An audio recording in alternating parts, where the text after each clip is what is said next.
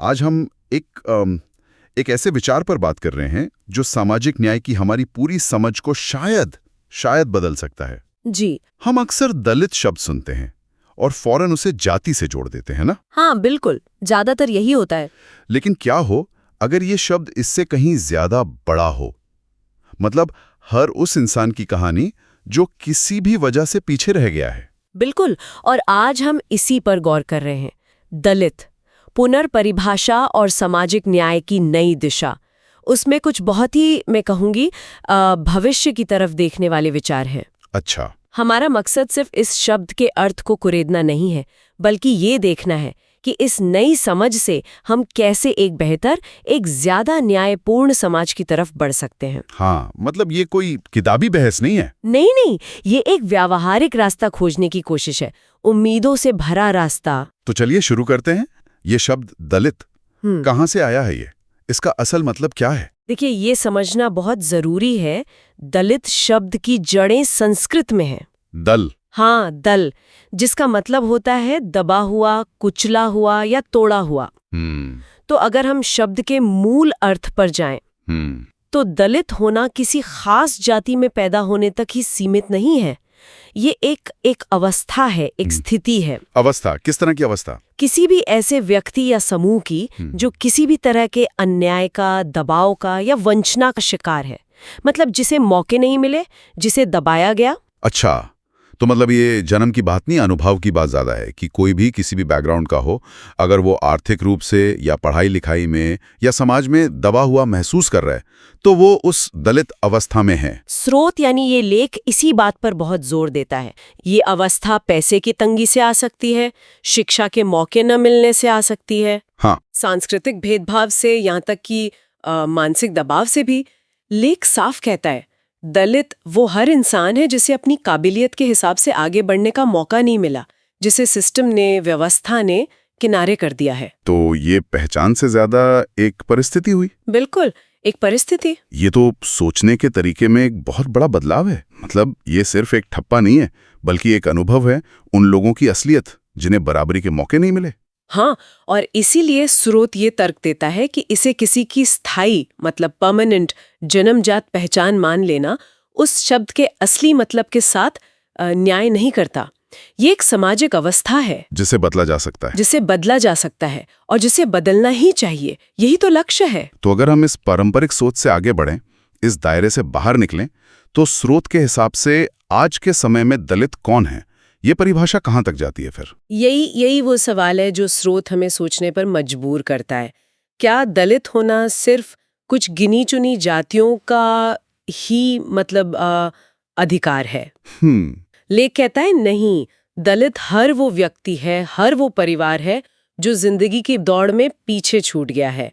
वजह चाहे जो भी हो, आर्थिक, शैक्षिक, सामाजिक, उसकी जाति, उसका धर्म, कुछ भी हो सकता है। अगर कोई अवसरों से वंचित है, दबा हुआ है, तो वो दलित अवस्था में है। जी हाँ, सीधी सी बात। अरे ये नजरिया तो सामाजिक न्याय की पूरी लड़ाई को ही एक नई दिशा दे सकता है। ये कहता है कि न्याय का हक सिर्फ कुछ खास समूहों तक ही सीमित नहीं है। बिल्कुल, बल्कि हर उस इंसान तक पहुंचना चाहिए जिसे जरूरत है। हाँ, ये समाज को टुकड़ों में नहीं देखता, ये पूरे समाज को एक इकाई, एक यूनिट के तौर पर देखता है। सोच ये है कि अगर एक भी इंसान पीछे है तो पूरा समाज ही अधूरा है। सही बात है। इसलिए दलितों का उत्थान, मतलब इस नई व्यापक परिभाषा के तहत अगर हम देखें, तो ये सिर्फ कुछ लोगों का भला करना नहीं है, ये तो पूरी इंसानियत को उसकी सही जगह पर वापस लाना है।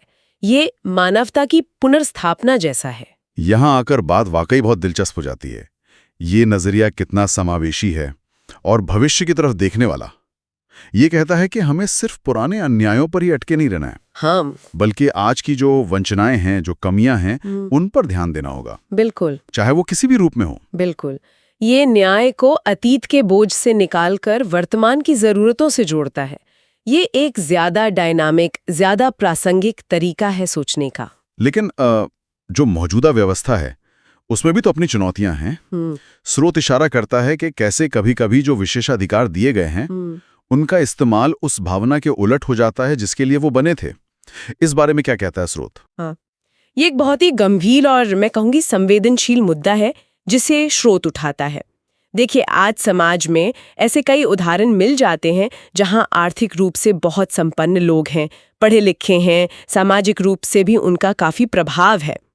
लेकिन वो भी अपनी जातिगत पहचान के आधार पर दलित वर्ग को मिलने वाले लाभ ले रहे हैं। लेकिन अगर दलित होना एक अवस्था है, एक परिस्थिति है, जैसा हमने अभी समझा, तो फिर जो लोग उस अवस्था से बाहर निकल चुके हैं, उनका इन लाभों पर दावा करना कहाँ तक सही है? ये सवाल तो उठता है। बिल्कुल, यही स्रोत का मूल सवाल है। अगर दलितता एक स्थिति है जिसे व्यक्ति की मेहनत और समाज की मदद से बदला जा सकता है, तो ये कोई स्थायी तमगा या टाइटल तो नहीं है ना। सही बात है। जिसे पीढ़ी दर पीढ़ी ढोया जाए या जिसका फायदा उठाया जाए। स्रोत का तर्क है कि जो व्यक्ति या परिवार आर्थिक और सामाजिक रूप से मजबूत हो चुका है, अगर वो या उसके बच्चे भी उसी दलित पहचान के नाम पर विशेष लाभ लेते रहते हैं, तो ये न सिर्फ अन्याय है, बल्कि ये उन लोगों के हक पर डाका डालने जैसा है जो आज भी इसी वक्त वास्तव में जरूरतमंद है, वंचित हैं। हाँ, ये तो कुछ ऐसा हुआ कि जो रेस में पहले ही मीलों आगे निकल चुका है, वो वापस आकर स्टार्टिंग लाइन पर खड़े लोगों के लिए बनी रियायतों का भी फायदा उठा ले। बिल्कुल सही कहा आपने। इससे तो असल जरूरतमंद और पीछे रह जाएंगे। यकीनन। और ये सामाजिक न्याय के पूरे विचार को ही कमजोर करता है। व्यवस्था में एक तरह की आप कह सकते हैं बनावटी असमानता पैदा करता है, जो असल तरक्की में रुकावट बनती है। ये दिखाता है कि शायद मौजूदा व्यवस्था उतनी कारगर नहीं रही जितनी होनी चाहिए थी। तो अगर मौजूदा तरीके में ऐसी खामियां दिख रही हैं, तो क्या स्रोत कोई बेहतर, ज्यादा प्रैक्टिकल रास्ता सुझाता है? कोई ऐसा मॉडल जो वाकई उन तक पहुंचे जिन्हें मदद की सबसे ज्यादा जरूरत है? हाँ, और यहीं पर स्रोत एक बहुत ही, मैं कहूंगी, क्रांतिकारी लेकिन जमीनी हकीकत से जुड़ा हुआ एक वैकल्पिक व्यवस्था का प्रस्ताव रखता है। अच्छा। ये व्यवस्था जन्म या जाति पर आधारित नहीं है, बल्कि व्यक्ति या परिवार की वास्तविक, मतलब एक्चुअल सामाजिक और आर्थिक स्थिति पर आधारित है। इसे एक अस्थायी, मतलब टेम्पररी व्यवस्था के तौर पर सुझाया गया है, तब तक के लिए जब तक समाज उस आदर्श स्थिति तक न पहुंच जाए जहां किसी को विशेष सहारे की जरूरत ही न पड़े। आदर्श स्थिति। हाँ, शोध में प्राउड आदर्श का जिक्र आता है। ये एक बड़े सामाजिक आर्थिक दर्शन का हिस्सा है जो एक ऐसे समाज की कल्पना करता है जहां सबकी कम से कम जरूरतें पूरी हों और सबको अपनी क्षमता के हिसाब से विकास का मौका मिले। फिर आरक्षण जैसी व्यवस्थाओं की जरूरत ही खत्म हो जाएगी। लेकिन वो तो दूर की बात हुई, अभी के लिए क्या सुझाव है? हाँ, उस आदर्श तक पहुंचने के लिए आज की हकीकत को देखते हुए एक तात्कालिक प्राथमिकता क्रम, मतलब एक प्रायोरिटी सिस्टम सुझाया गया है। ये प्रायोरिटी सिस्टम कैसा है? इसे थोड़ा आसानी से समझाएंगी? जरूर। ये बहुत सीधा और तार्किक लगता है। जैसे नौकरी और शिक्षा के मौके हैं, उनमें प्राथमिकता इस तरह तय करने का सुझाव है। ठीक है। नंबर 1, सबसे पहला हक उन परिवारों के सदस्यों का है जो पिछड़े भी हैं और गरीब भी, उनकी जाति चाहे कोई भी हो। पिछड़े और गरीब दोनों, ठीक है। नंबर 2, उनका जो गरीब है लेकिन पिछड़े नहीं माने जाते। अच्छा। नंबर 3, उनका जो पिछड़े हैं लेकिन गरीब नहीं है। और आखिर में चौथा नंबर, उन परिवारों के सदस्यों का जो न तो गरीब हैं और नहीं पिछड़े। ये सुनने में तो काफी लॉजिकल लग रहा है, पर इसमें पिछड़ा परिवार किसे माना गया है, ये साफ होना जरूरी है। हाँ, बिल्कुल। यहाँ पिछड़ा परिवार की परिभाषा बहुत स्पष्ट है। ऐसा परिवार जिसकी पिछली पीढ़ियों में, मतलब माँ बाप, दादा दादी, किसी को भी नौकरी या उच्च शिक्षा का अवसर न मिला हो। अच्छा, यानी ऐतिहासिक पिछड़ापन देखा जाएगा। जी, ये सिर्फ आज की गरीबी नहीं, बल्कि पीढ़ियों से चले आ रहे अवसरों की कमी को भी ध्यान में रखता है। और गरीब कौन है, ये एक तयशुदा आर्थिक सीमा के आधार पर तय होगा।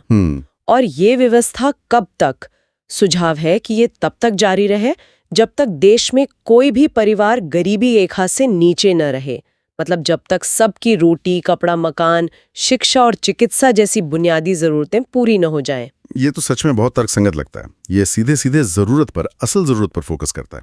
स्रोत में आया एक उदाहरण भी था, कुछ मोची और ब्राह्मण वाला। हाँ, बिल्कुल।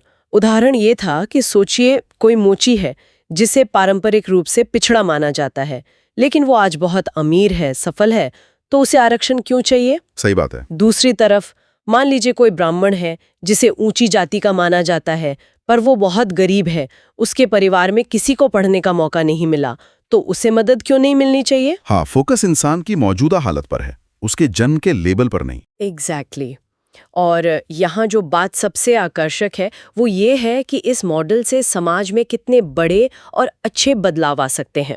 जैसे कि सोचिए, जब मदद का आधार जाति या वर्ग नहीं बल्कि असल जरूरत होगी, तो समाज में जो जातियों के नाम पर तनाव और झगड़े देखने को मिलते हैं, स्रोत में बिहार के जातिगत संघर्ष का उदाहरण दिया गया है, हाँ, वो तो बहुत होता है, वो अपने आप कम हो सकता है।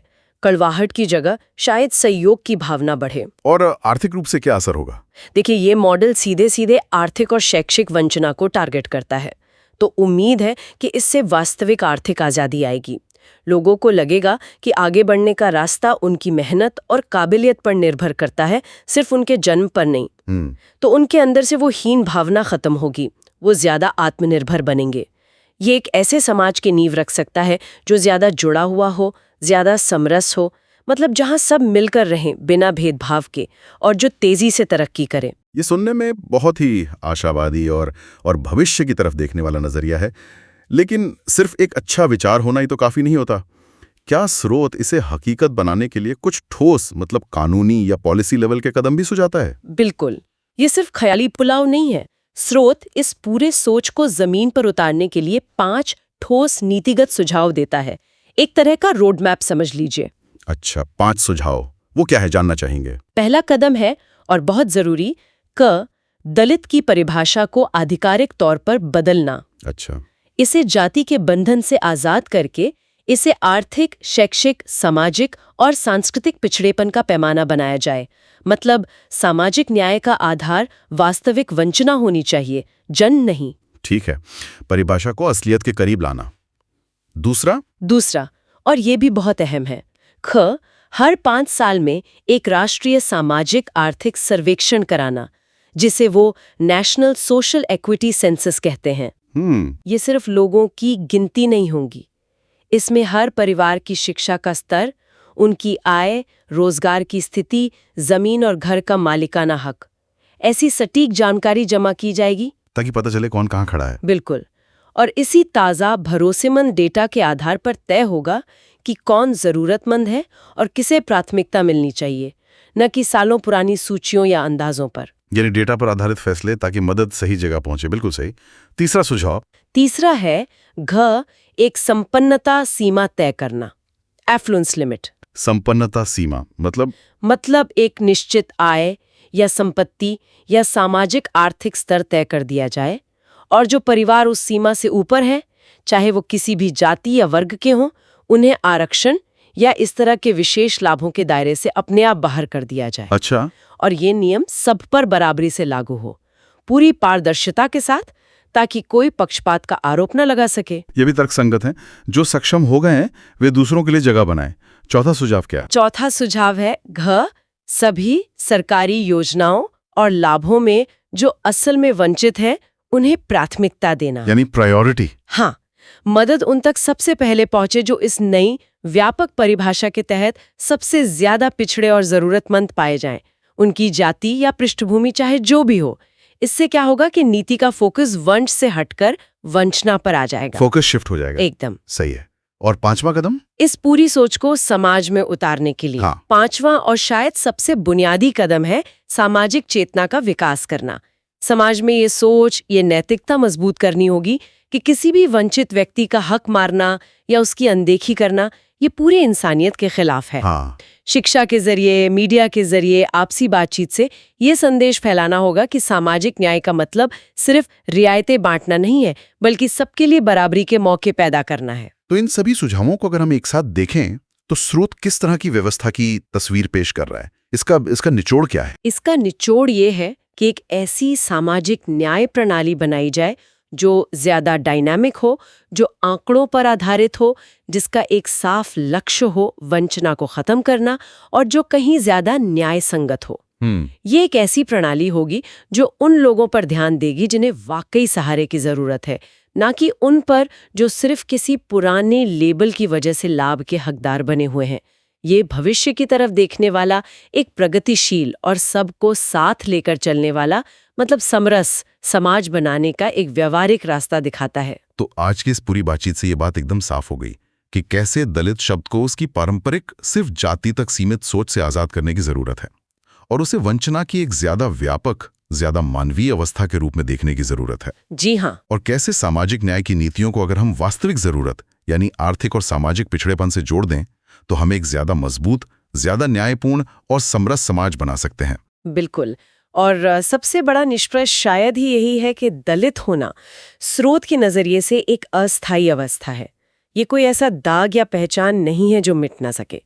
इसे सही नीतियों से, सही नीयत से और सबसे जरूरी सबके मिले जुले प्रयासों से बदला जा सकता है। और जब समाज इस सच्चाई को पूरी तरह अपना लेगा, अपनी नीतियों को इसी सोच के हिसाब से ढालेगा, तभी हम वास्तविक समानता, भाईचारे और समरसता को हासिल कर पाएंगे। एक ऐसा समाज जहां सब बिना किसी भेदभाव के कंधे से कंधा मिलाकर आगे बढ़ें, वही समाज सही मायनों में एक विकसित और मानवीय समाज कहलाएगा। ये वाकई एक बहुत उम्मीद जगाने वाला और शक्तिशाली विचार है। और जाते जाते हम अपने श्रोताओं के लिए एक सवाल छोड़ना चाहेंगे। जरूर। अगर हम ये मानते हैं, जैसा कि स्रोत कहता है, कि पिछड़ापन या वंचना जन्म से नहीं बल्कि हालात से जुड़ी है, तो फिर उन हालातों को बदलने की हमारी सबकी, मतलब पूरे समाज की सामूहिक जिम्मेदारी कितनी बड़ी हो जाती है। हाँ, ये जिम्मेदारी हर उस इंसान के लिए है जो पीछे छूट गया है, चाहे उसका सामाजिक लेबल, उसकी जाति, कुछ भी क्यों ना हो। और क्या हम एक समाज के तौर पर सिर्फ समस्याओं के होने के बाद उन पर प्रतिक्रिया देने से आगे बढ़ सकते हैं? मतलब सिर्फ रिएक्टिव होने से? क्या हम ऐसी व्यवस्थाएं, ऐसे सिस्टम बना सकते हैं जो लोगों को हाशिए पर जाने से पहले ही रोकें, जो अवसरों की कमी को जड़ से मिटाने की कोशिश करें, प्रोएक्टिव होकर? ये सवाल हम सबके सोचने और अमल करने के लिए छोड़ जाते हैं। इस गहरी और बहुत जरूरी चर्चा में हमारे साथ शामिल होने के लिए आप सभी का बहुत बहुत धन्यवाद। अगली बार फिर मिलेंगे एक और अहम विषय के साथ द डीप डाइव में।